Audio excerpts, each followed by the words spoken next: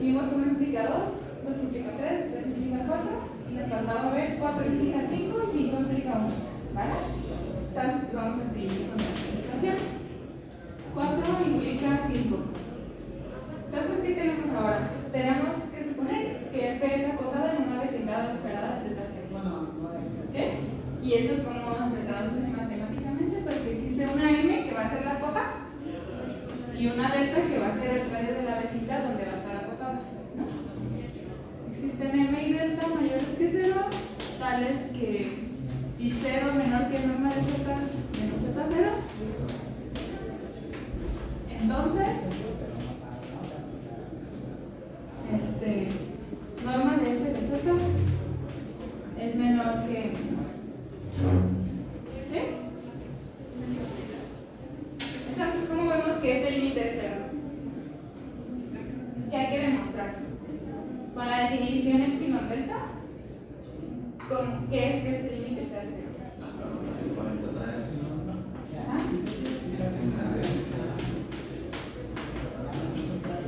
¿Tal que qué? La distancia de Z a 0 es Ajá. la función de Z más Z0. Ajá. Exacto, ¿no? Sí. Aquí pongo 0 menor estricto que norma de Z menos Z0 porque aquí no estoy incluyendo que Z sea igual a Z0 para que tenga sentido evaluar en F, ¿sí? Porque de inicio, de entrada, F no está definida en Z0. Entonces, pues por eso, ¿sí? Entonces, ¿qué hacemos? Pues decimos sea epsilon mayor que 0. Entonces, ¿cuál? Aquí déjenme le pongo delta prima para que se diferencie de esta delta, ¿no? Porque son diferentes. Entonces, ¿cómo tomo delta? ¿Cuál delta me va a servir? ¿Cuál delta creen que me va a servir? Vamos a pensar, ¿no? Vamos a pensar que delta es a lo más delta prima, ¿no? Como que entre más primitas sean las cosas, pues mejor, ¿no? Porque quiere decir que van a funcionar más cosas, ¿no? Entonces, bueno, si pasa que 0 menor que Z menos norma, perdón, 0 menor que norma de Z menos Z0, menor que delta, entonces, pues en particular va a ser menor que delta prima, ¿no? Entonces se vale esta desigualdad, ¿sí? La hipótesis. Entonces tenemos que norma de F de Z es menor que M, ¿sí? Y bueno, entonces si yo multiplico esto por Z menos Z0 en norma, esto es menor que M, porque la P es menor que M. Y norma de Z menos Z0 pues es menor que delta, ¿no? Entonces esto es menor que M por delta. Entonces, ¿qué más? ¿Qué hago? Porque yo quisiera que esto fuera menor que epsilon, ¿no? Entonces, pues, ¿qué más le puedo pedir a la delta para que esto se cumpla?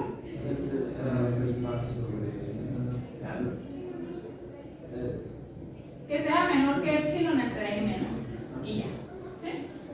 Entonces, tomando delta menor que epsilon entre M, pues ya va a pasar esto, ¿sí?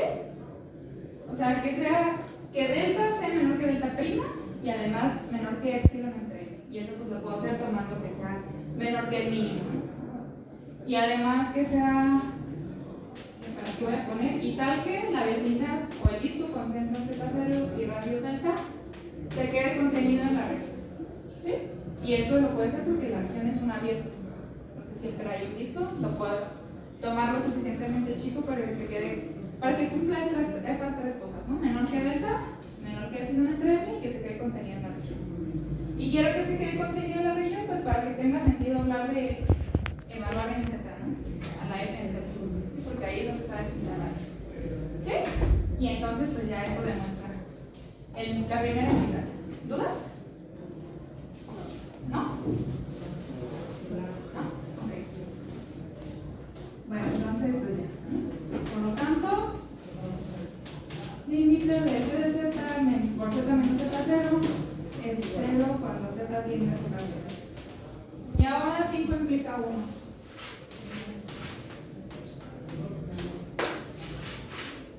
Ahí, ¿qué vamos a hacer? Ahora suponemos que el límite de f de z por z menos z0 es 0, ¿no? Entonces, queremos probar que z0 es singularidad removible. ¿Se acuerdan que era que fuera singularidad removible? La parte singular, ¿no? O que todos los términos ahí son 0, ¿no? Los coeficientes. Entonces hay que demostrar, por demostrar que para toda K, el de K es igual a 0. ¿Sí? Entonces, bueno, por hipótesis, tengo que es el límite de 0. Entonces, quiere decir que dada epsilon mayor que 0, existe una delta mayor que 0, tal que nada más la definición de este límite, ¿no? Si z está delta cerca de z0 y no es exactamente z0, entonces esto implica que norma de f de z por z menos z0 es menor que epsilon, ¿sí? Y bueno, fíjense que qué pasa si W es un punto complejo, es tal que la norma de W menos Z0, o sea que su distancia Z0 es exactamente delta, ¿no? Aquí puedo tomar, bueno, tengo que existe esta delta tal que esto pasa, ¿no? Pero en particular si me tomo delta entre 2, pues voy a poder suponer esto, ¿no? Por ejemplo. Sí, o sea, esto es equivalente. ¿Sí? Que si esto pasa, o sea, la desigualdad que sea menor o igual. Entonces puedo tomarme un W en C tal que su distancia Z0 sea exactamente delta. Y entonces ahí qué va a pasar. Entonces, ¿cómo puedo acotar a la norma de F? Norma de F de Z, pues tengo este caso, entonces tengo esto, ¿no? Que norma de F de Z es menor que epsilon sobre Z menos Z0 en norma, ¿sí? Aquí puedo evaluar el W, ¿no? Y si estoy suponiendo que W cumple esto, pues entonces esto es epsilon entre delta, ¿sí? ¿Sí? Y bueno, eso lo vamos a usar ahorita. Entonces, bueno,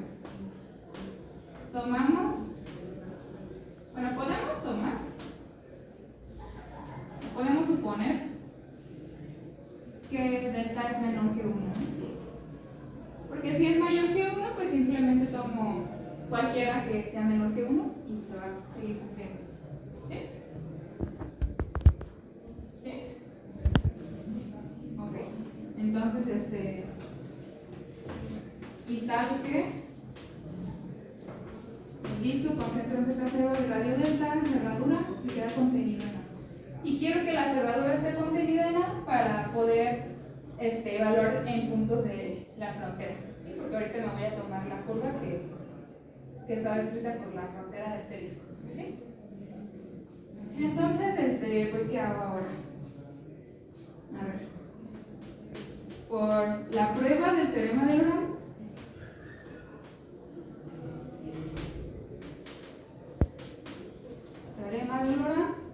¿qué tenemos? Los coeficientes. Bueno, esto les comento que pues viene pues en la prueba del teorema de Laurent. O sea, en el teorema de Laurent se demuestra que la f se puede expandir como una serie, que es la parte holomorfa más la parte singular. Y además en la prueba les da explícitamente cuáles son los coeficientes, o sea, los ANs y los BNs. ¿Sí? Y bueno, de variable compleja 1, pues esto ya serio, ¿no? Pero bueno, les voy a poner aquí quiénes. Los coeficientes de Laurent son de esta forma: son 1 entre 2pi por la integral sobre esta curva, que es el círculo con centro en Z0 y radio delta, de la función f de w por w menos Z0 a la k menos 1 respecto de w. ¿Sí? ¿Sí se acuerdan más o menos? Les dije así el recuerdo de que estos eran, al menos sí, yo creo que se acordaban de que los coeficientes de Laurent dependían de una integral, ¿no? Entonces, pues es esta. Entonces, pues bueno, lo que hacemos ahora es ¿qué decimos? ¿De dónde? ¿Qué vamos a hacer? Puedo borrar de este lado. Acuérdense lo que queremos probar, ¿no? Que queremos probar que Z0 es singularidad removible, o sea que los BKs son cero. ¿Sí? Entonces ya tengo quiénes son los BKs. Pues entonces tengo que acotar esa cosa por algo que tienda a cero o algo que implique que va a ser cero, ¿no? Entonces ya voy a borrar esto. ¿Y cómo acoto a los BKs? Pongo norma de BK. Esto es, le saco norma del lado derecho, tengo 1 entre 2pi aquí, entonces me queda 1 entre 2pi por la norma de la integral, ¿no? Y de una vez puedo evaluar la integral. Esta curva, ¿cómo se parametriza? Pues se parametriza como gamma de t, perdón. Es un círculo con centro en Z0 y radio delta, entonces la puedo parametrizar como Z0 más delta por e a la i t. ¿Sí? Círculo con centro en 0 y Z0, perdón, y radio delta. Y la t pues que va recorriendo el círculo, ¿no? Entonces es desde 0 hasta 2pi. Y bueno, entonces ahora ¿qué hago? Pues acuérdense, la definición de integral compleja es la función evaluada en la curva por la derivada de la curva. ¿Sí? Entonces vamos a necesitar la derivada. ¿Quién es gamma prima de t? Z0 es constante, entonces pues no aparece aquí. Entonces me queda la derivada de esto, ¿no? Que es d por i por e a la i t, ¿no? d i e a la i t. Entonces de este lado pues tengo esto, ¿no? Ya de una vez uno tiene la integral es de 0 hasta 2pi de esa función evaluada en esta curva, ¿no? Entonces f de w sería f de gamma de t, que es f de z0 más delta e a la i t. Y luego tengo w menos z0 a la k menos 1. Entonces, aquí en el w pues sustituyo con la curva, ¿no? Sería z0 más delta e a la i t y le estoy restando z0.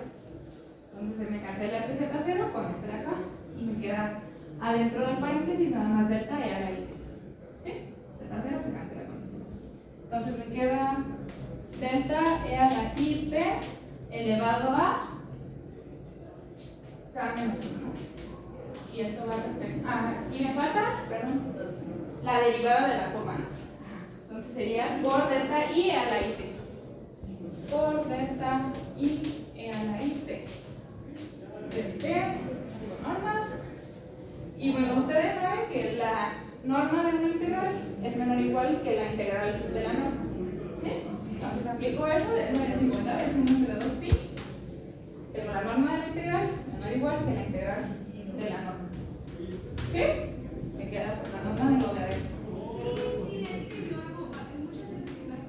¿Sí? Norma de f de z0 más delta y a la y d. ¿Y quién es la norma de esto? Aquí tengo una i que tiene norma 1, e a la y d también tiene norma 1, e a la y d tiene norma 1. Entonces, cuando le saco norma a todo esto, me queda delta a la k menos 1 por delta.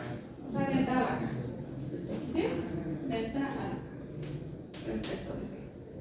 Y bueno, pues fíjense que como estoy yo evaluando aquí en esta curva, y tengo que justo en esta curva, esta desigualdad se cumple para la f, ¿no? Que es menor que epsilon entre delta.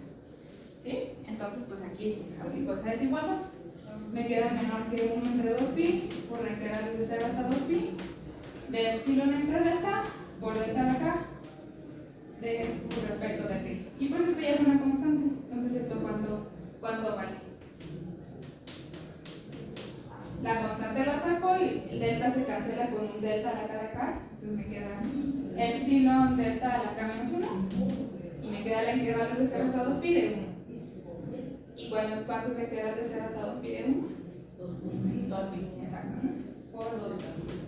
Se cancelan estos, me queda epsilon por delta a la k menos 1. Y como delta es menor que 1, porque aquí mañosamente yo lo pedí, no lo pedí. Bueno, pues no puedo. ¿Dónde no lo pedí? Ah, sí, aquí está, perdón. Sí, perdón. Como delta es menor que 1, entonces pues aquí tengo que esto es menor que 1. ¿Sí? Y ya acotamos la norma de BK por epsilon, y esto era para cualquier epsilon arbitrario. ¿Dónde lo tomé? Dada epsilon, o sea, cualquier epsilon. Entonces pues eso no implica otra cosa más que BK tiene que ser igual a 1. ¿Sí? ¿Dudas? Ya esto demuestra que es una serie de... que es una singularidad removible. ¿Vale? Vamos a ir con lo que sigue. ¿Alguna pregunta? Entonces ahí tienen ya la caracterización de singularidades removibles, ¿no? En esa proposición. Ya eso completa la prueba. ¿Dudas? ¿No? Entonces vamos a ver una caracterización de polos de orden K. Sea A su conjunto de C una región, Z0 punto en A, y F de A menos Z0 en C, es muy sencillo. ¿Sí? Analítica. Esto todavía corresponde a compleja 1, ¿sí? Pero ya casi vamos a llegar a lo de compleja 2. Tenemos que entonces Z0 es un polo, a ver si se acuerdan de esta de compleja 1. Ahorita me dicen. Es un polo de orden K, mayor o igual que 1. Si solo si existe G de V en C holomorfa, tal que bueno, donde V es una vecindad de Z0 en A, G de Z0 es distinta de 0, y F de Z por Z menos Z0 a la K es igual a G de Z. ¿Sí se acuerdan de esta caracterización de polo de orden K? Que existe una función holomorfa tal que en Z0 es distinta de 0, y ¿qué pasa esto? ¿Se acuerdan al menos haberla como así visto en algún momento? Tal vez no, o sea, a lo mejor no la vieron. ¿Y compleja 1? ¿No? ¿Y Iñaki? ¿Tampoco? ¿Tú? ¿Cómo te llamas tu perro? Andrés. Andrés. Ah. Poco. ¿Poco? ¿A ella? No. ¿No? No me acuerdo, pero no. Ok, bueno, vamos a ver entonces esta proposición. Pues fíjense que es más o menos natural, porque a ver cómo es la demostración. Vamos a irnos con la necesidad. Entonces, si tienen que Z0 es un polo de orden K de F, ¿qué pasa? ¿Qué significa que Z0 sea un polo de orden K? Después del BK, Exacto, ¿no? La serie de Laurent. Exacto. Tienen la parte holomorfa de la serie de Laurent, que es esta, y la parte singular de la serie de Laurent termina en K, ¿sí? O sea, es Bn entre Z menos Z0 a la n, desde n igual a 1 hasta K, ¿sí? Está como que el exponente más grande aquí es el K, ¿no? Ya todos los demás funcionan, ¿sí? Y entonces, ¿cómo le hago para ver que pase esto? Que cuando multiplico, o sea, ¿qué pasa si tomo la f y la multiplico por z menos z0 a la K?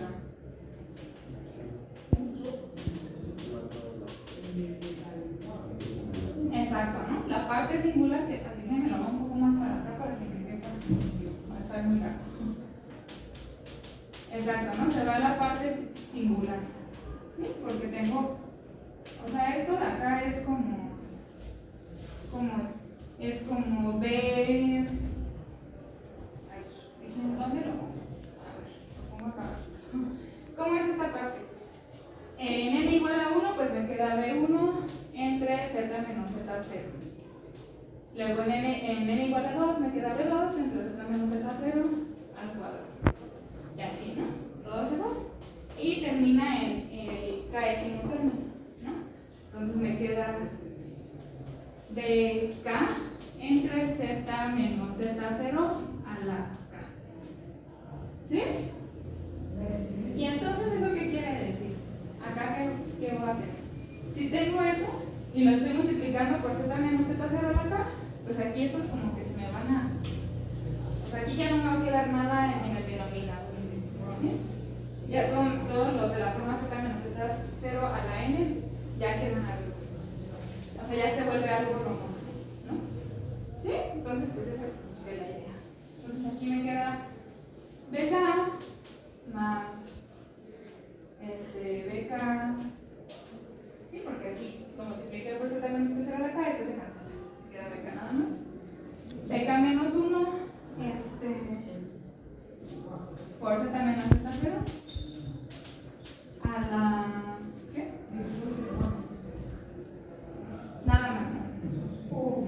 Y así, ¿no? Me quedan todos estos y luego al final me queda B2 por z menos z0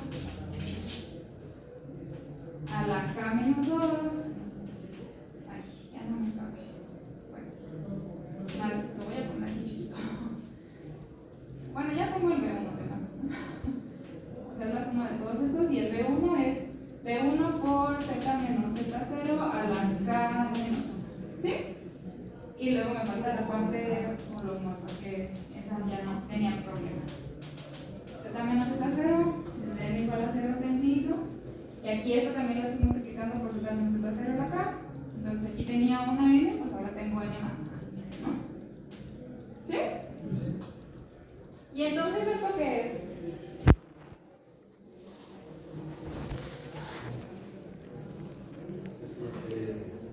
Es una serie de potencias, ¿no?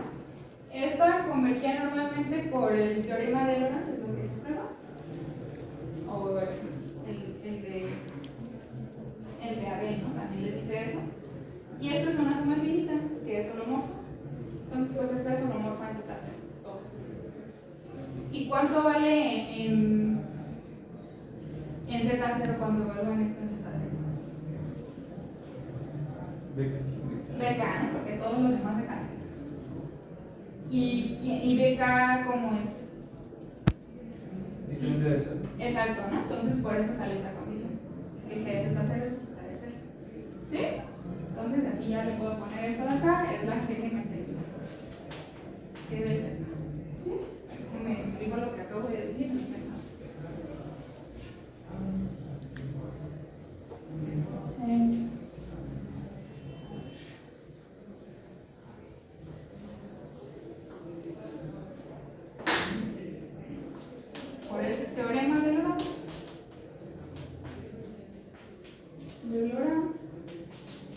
convergencia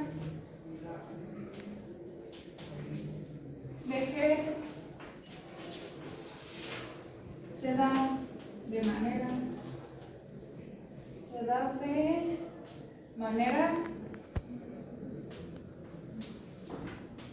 normal alrededor. Cuando digo alrededor, pues es en una vecindad. En una vecindad de Z0. ¿Sí? Y por Weierstrass, por teorema de Weierstrass, acuérdense que ¿qué les decía el teorema de Weierstrass? Que bajo convergencia normal, a lo que convergen es holomorfo también. ¿Sí? Si tienen una sucesión de funciones holomorfas que convergen normalmente a otra, ese límite es holomorfo. ¿Sí? Y por teorema de Weierstrass tenemos que G es holomorfa en una vecindad de... A ver, en una vecindad V, lo voy a poner acá, de Z0, por teorema de Weierstrass tenemos que G es holomorfa en V. ¿Sí? Además, pues como decía César, G de Z0 es igual a BK, que como Z0 es un polo de orden K de la F, entonces el BK tiene que ser distinto de eso. ¿Sí? Y pues ya no es lo que queríamos demostrar, la implicación para acá. Y entonces en regreso, ¿cómo vemos que si tenemos una función holomorfa, tal que f se expresa como, bueno, f de z por z menos z0 de acá es igual a la función holomorfa, y tal que en z0 vale distinto de 0, ¿cómo veo que es un polo de orden? ¿Qué se les ocurre hacer? Fíjense que aquí usamos la serie de Laurent para la f y multiplicamos esa serie de Laurent. Ahora lo que yo tengo es la existencia de esta G, ¿no? Exacto, ¿no? Si aquí aquí yo partía de la serie de Laurent de f, pero aquí lo que estoy suponiendo es que esta G sí, que es la que ya existe, ¿no? Estoy suponiendo que G existe y es holomorfa, entonces ya no tiene serie de Laurent, sino tiene serie de Taylor, ¿no? Porque es holomorfa de Taylor. Entonces expanden en series de Taylor para esta y dividen y ya les va a quedar, y esta va a tener una serie de Laurent, ¿sí? Y esa serie de Laurent pues va a ser del tipo de una singularidad de polo de orden K, ¿sí? Entonces pues esa es la idea. Entonces decimos, como G es holomorfa en Z0 o alrededor de Z0, por Taylor, ¿qué voy a tener? Tengo que G de Z se expresa como serie de Taylor. Le voy a poner Cn, ¿no? Por Z menos Z0 a la n, desde n igual a 0 hasta infinito. ¿Sí? Y entonces, ¿qué pasa si dividen además tengo de hipótesis esto, ¿no? Que f de z es esto. Entonces, pues dividen, ¿no? Tengo f de z va a ser igual a g de z entre z menos z de acá. ¿Sí? Entonces, f de z es g de z entre z menos z0 a la acá. ¿Y esto quién es? Pues ya nada más ponen ahí quién es la serie. Aquí están dividiendo entre z menos z0 a la acá. Entonces, pues estos nada más disminuyen K, ¿no? Los exponentes. ¿Sí? Entonces sería la serie desde n igual a 0 hasta infinito de las Cn por z menos z0 a la n menos K. ¿Y eso pues qué quiere decir?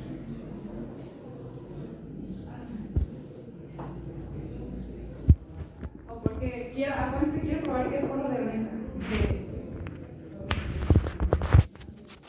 Entonces, ¿cómo es la serie de Laurent?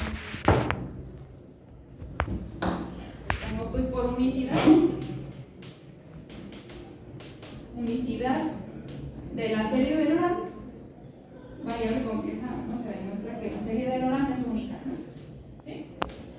unicidad de la serie de Laurent, se tiene que pues esa es la serie de Laurent de la F. Entonces f de z es ¿quién es? ¿O de qué forma la puedo expresar? ¿Cuál es el primer término? Con n igual a 0 tengo c0 entre z menos z0 a la caja, ¿no? c0 entre z menos z0 a la caja. Y a ver, luego, ¿cuál es el segundo término? Con n igual a 1 tengo c1 entre 1 menos k, perdón, por 1 menos k. Z menos z0 elevado a la 1 menos k, perdón, ¿no? Que eso queda como k menos 1 abajo. ¿Sí? Entonces,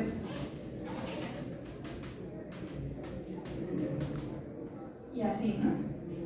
¿Hasta cuál llego? El CK, acá abajo, ¿qué tiene? A la k menos k, ¿no? Entonces ya no aparece nada. Ese es el término constante. ¿Sí? Y entonces, y luego, ¿cuál es el que sigue? CK más 1. Ah, ¿y aquí qué va? Ay, perdón, es CK más 1 por z menos z0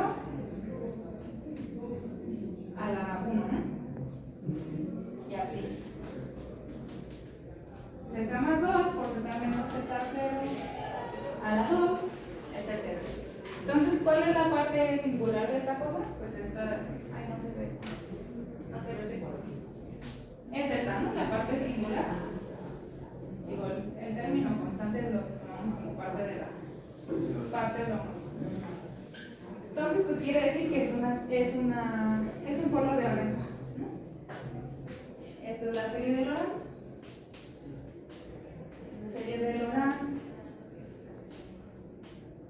de F y en Z0, pues ya quiere decir que Z0 es polo de orden. ¿Sí? ¿Alguna duda con esto? No, todo bien. Bueno, entonces, vamos a ver. Ya tienen ahí la caracterización de polo de orden K. Vamos a irnos con creo que no lo voy a borrar, porque ahorita vamos a ver una composición igual a esta. Voy a borrar esta lado, ¿sí?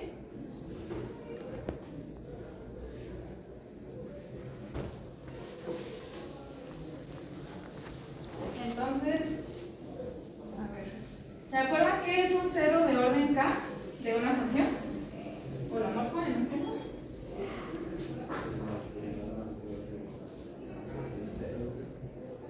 La derivada de orden K es distinta de 0 y las anteriores son todas 0.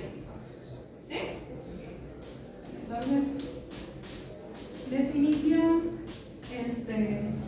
sea F analítica en A su conjunto de ser una región. ¿Sí? Y bueno, se dice que Z0 es un cero de orden K de F, ¿sí? Bueno, sí, para empezar, en la orden F es 0 y además la derivada R' en Z0 es igual a 0 para toda R menor que K y la derivada K' ahora sí ya es distinta de 0. Distinta de 0. Sí, o sea, la derivada K es distinta de 0 y todas las anteriores son 0. Eso es un 0 de orden K. Entonces, ¿qué me quiere decir esto en la serie de Taylor? Entonces, si tengo que Z0 es un 0 de orden K, ¿cómo es la serie de Taylor de F alrededor de Z0?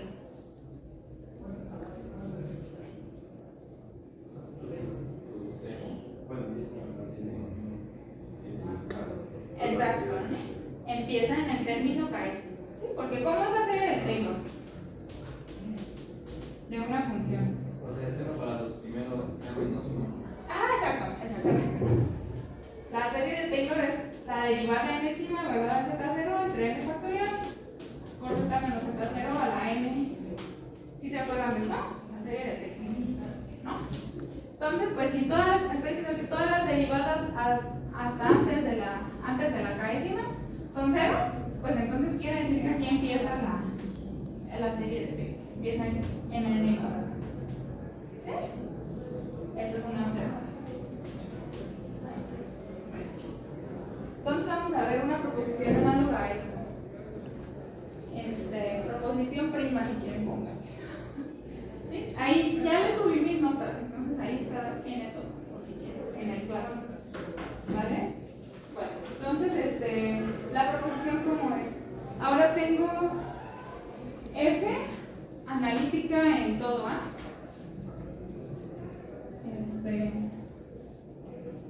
Bueno. Entonces tienen que Z0 es, o sea, es que lo que está pasando es que los ceros y los polos son como conceptos duales, ¿sí? Entonces aquí tengo un polo de orden K mayor o igual que 1, entonces acabo de tener ahora un cero de orden K mayor o igual que 1, ¿sí? Bueno, de orden K, aquí no voy a pedir que sea mayor o igual que 1. Entonces, esto pasa si solo si existe una función g holomorfa en una vecindad de z0, tal que g de z0 es distinta de 0, y ahora lo que va a pasar es que, en vez de que pase esto, es que este va a estar de este lado, ¿no? O sea que f de z es igual a g de z por z menos z0 a la k. ¿Sí? Entonces, ¿cómo hacemos la prueba? Esta ya no. Sí, pero no se vaya a confundir. Ya la puedo contestar, ¿no? Es una prueba completamente análoga a la que hicimos, que son conceptos duales. Sí, básicamente, donde tenían una serie de. O sea, bueno, ¿cómo lo haría, por ejemplo, para la I? Si Z0 es un cero de orden K de F, entonces quiere decir que la serie de Taylor de F, acuérdense, en la otra proposición, que no era prima, tenía serie de Lorentz. Pero ahora tienen que es holomorfo, entonces no hay ningún problema, entonces tiene serie de Taylor. Entonces tiene una serie de Taylor. Dividen entre z menos z0 a la k y les queda esta función. ¿Sí? Les queda algo holomorfo. ¿Sí? ¿No se podría hacer algo como sustituyendo con 1 sobre f? Sustituyendo con 1 sobre f. Ah, bueno, es que no hemos visto que si f tiene un 0 de 1 entre f tiene un polo. Ah, eso es lo que te refieres, ¿no? Pero no, sí podría ser, de hecho, pero no puede ser. Pero,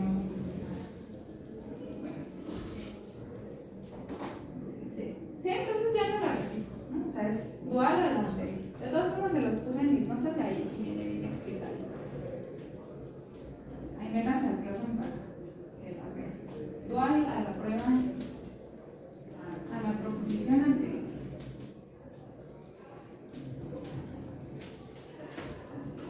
Es análoga, ¿no? O sea, no hay tanto problema en esa prueba. ¿Vale? Entonces ya me voy a aplicar a compleja 2.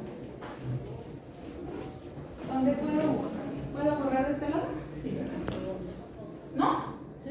¿Sí? Ah, bueno. Ya vi, me dijo que no.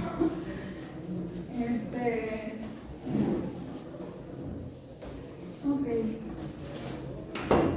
Bueno, ahora sí complejamos.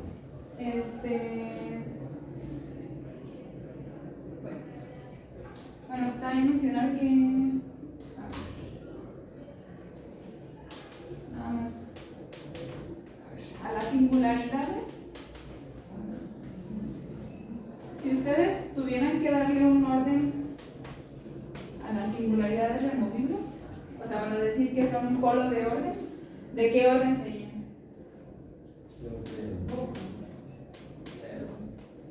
Exacto, ¿no? Entonces, pues, a las singularidades removibles las vamos a llamar también polo de orden cero. ¿Sí? ¿Sí se acuerdan que era una singularidad removible? Si lo vimos al principio de la clase, ¿no? Que la parte singular, como decías tú, ¿cómo te llamas? Daniel. Daniel, como decía Daniel, la parte singular no aparece, ¿no? O sea, todos son cero. Entonces es un polo de orden cero.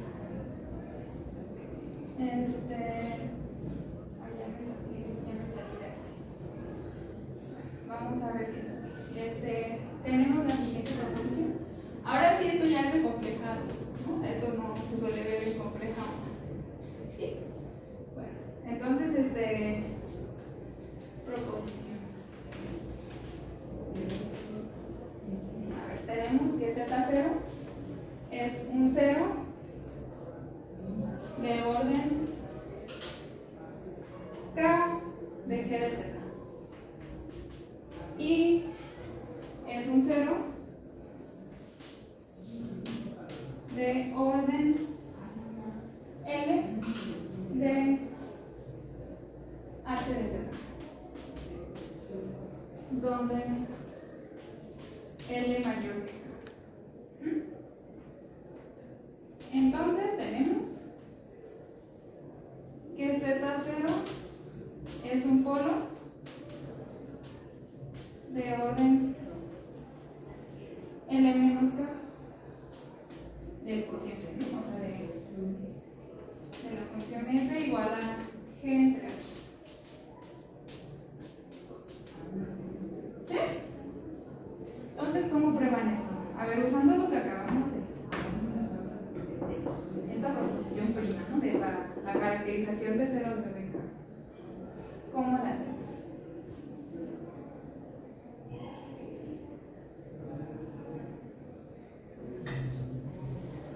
Tengo de hipótesis que Z0 es un 0 de orden K de G y un 0 de orden L de H.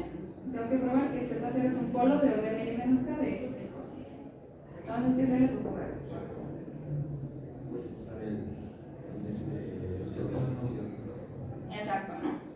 Z0 es un 0 de orden K de G y de orden L de H. Entonces, pues puedo tomar una función G, bueno, una G1 respectiva para la G y una H1 respectiva para la H, ¿no? Que son holomorfas, que en Z0 valen distinto de 0, todo esto, ¿no? Entonces le aplico esto.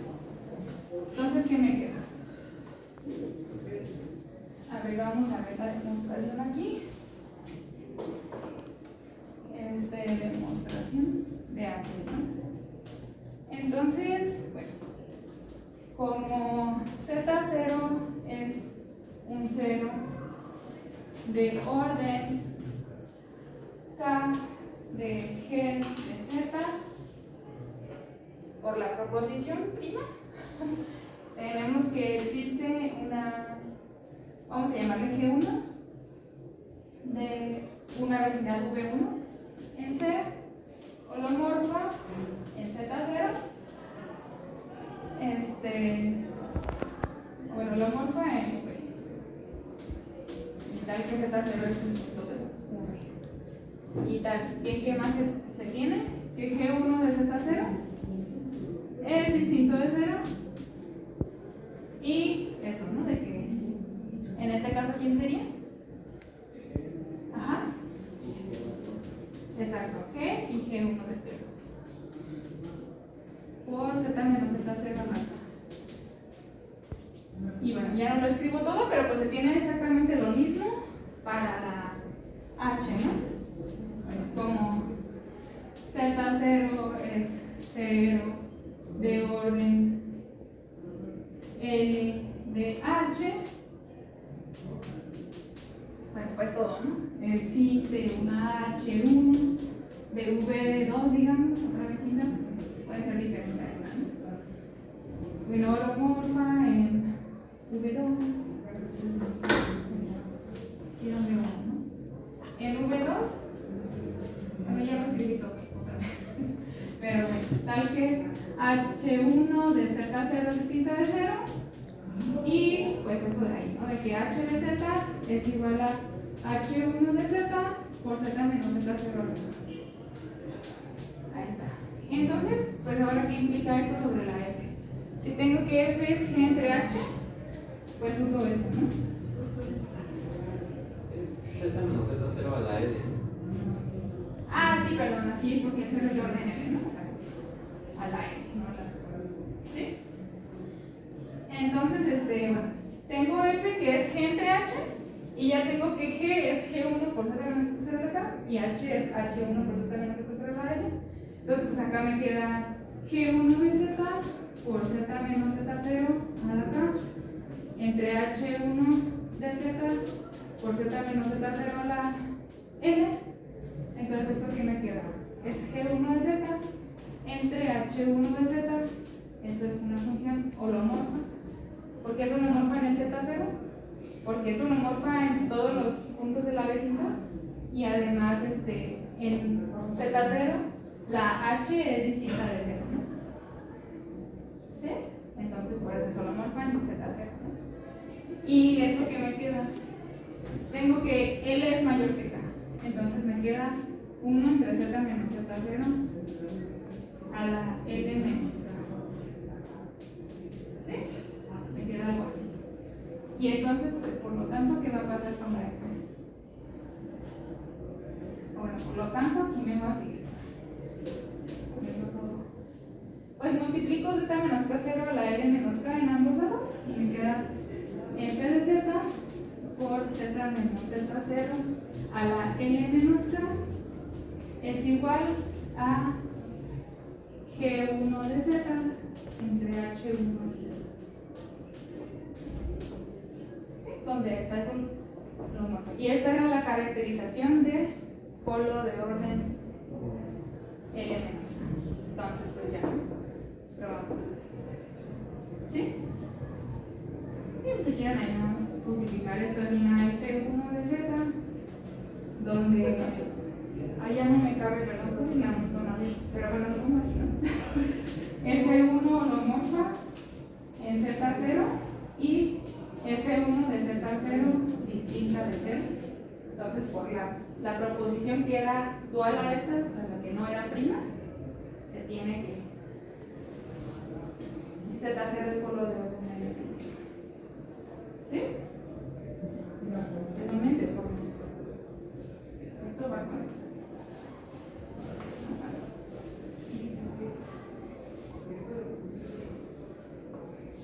¿Sí?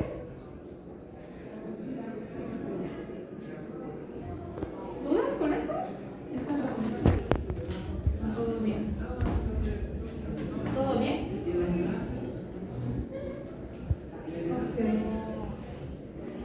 Entonces también podemos tener una proposición ahora dual a esta. Aquí tenía una dual, tenía para polos y para ceros, y aquí también puedo construir una dual. ¿Cómo sería?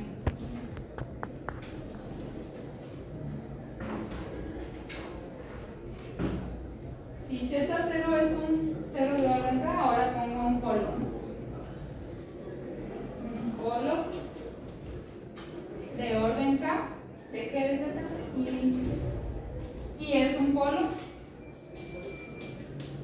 de orden L de la H, donde L mayor que K. Es L mayor que K. Ajá. Entonces Z0 es un polo de orden, es un 0 ahora, ¿no? 0 de orden L menos K de esta cosa. Esto se queda, eso sí se queda igual. ¿Y la demostración? Pues es usando, si para esta de acá, para la otra, usaban la proposición dual de esta, pues para esta usan la que no es dual. ¿Sí? Ahora usan la otra caracterización y ya les sale.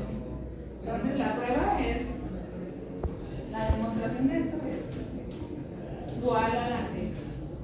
¿Sí? Si alguien tiene, o sea, si quieren que esto lo escriba muy bien, pues se lo puedo. O sea, no, pero sí se ve que cómo se resuelve, ¿no? ¿Sí? Para la otra usaban la proposición prima, entonces para esta, que sería ahora esta proposición prima, usan la que no es prima. ¿Sí? Bueno, pues hasta ahí la clase de hoy. Bueno, vamos a ver una observación más porque sobran unos minutos. ¿O tienen una duda? Bueno, a ver, vamos a borrar esto. Bueno, vamos a ver mejor algunos ejemplos.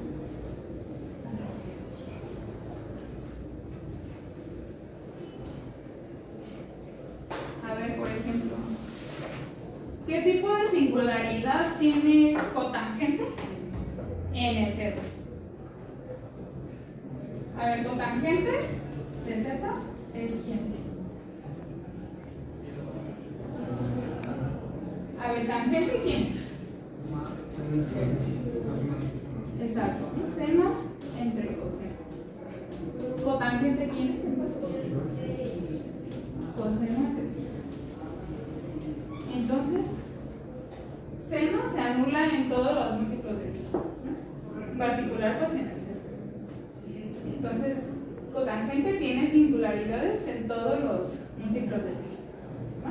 En particular en el seno. Entonces, 0 es una singularidad aislada de cotangente. De la función z va a cotangente de 0. Y a ver qué tipo de singularidad aislada es, díganme.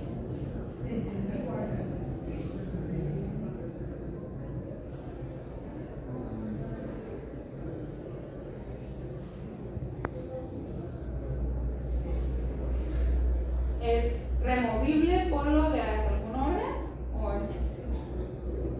A ver, usando lo que acabamos de decir. A ver, esto es como una G entre H, ¿no? Como lo que probamos acá. Aquí usen en vez del de polos el de cero, ¿no?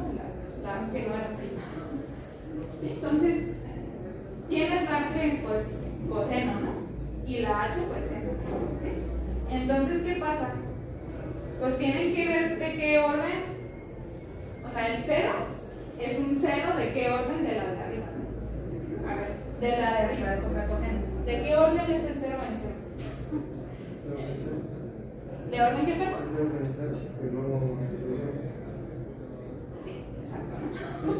Sí, porque coseno de z, perdón, de 0 es 1, ¿no? O sea, ¿qué es eso? Entonces no es, o sea, más bien no es 0, pero cuando no es 0 pueden decir que es un 0 de orden 0.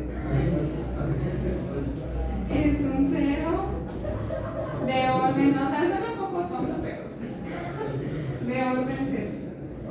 Y bueno, a ver la de seno. ¿De qué orden es el 0? El 0. De orden 1, ¿no? ¿Por qué? Porque seno de z, perdón, seno de 0 es 0, ¿no? Y seno de la primera derivada es el coseno de 0, que pues es 1 distinto de 0. Entonces, la primera derivada fue distinta de 0 y la anterior es 0. Entonces, es un 0 de orden 1. ¿Sí? Entonces, bueno, aquí tengo que 0 es un 0 de orden 0. Y acá 0 a esta de para coseno, ¿no? Y esta, o sea, 0 es un 0 de orden 1 de seno. Sí, entonces, ¿qué tipo de singularidad es esta? De orden 1 en la cotangente. Sí, de orden. Sí, porque es de orden L menos. Y acá tengo que la L pues sería 1 y la K sería 0. Entonces es un 0 de orden 1. ¿Sí? Entonces, perdón, un polo más bien. Sí, polo. O sea, aquí acuérdense que cuando no era prima aquí tenía 0, 0 y acá el resultado es que era un polo del coseno. ¿Sí? Por lo tanto, cotangente tiene un polo de orden 1 o polo simple, acuérdense que así se lo llama también a los polos de orden 1. Un polo simple en el 0. Y de hecho pueden hacer exactamente para lo mismo para los múltiplos de pica. ¿Sí? Aquí pueden poner el 3 del 0. Pica.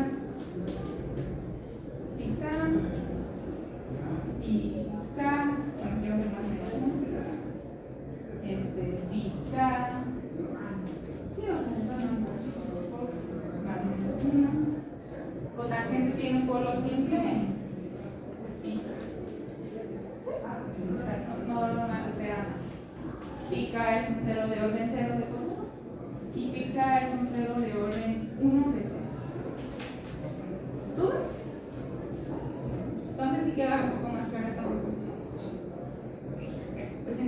ahí me dejan.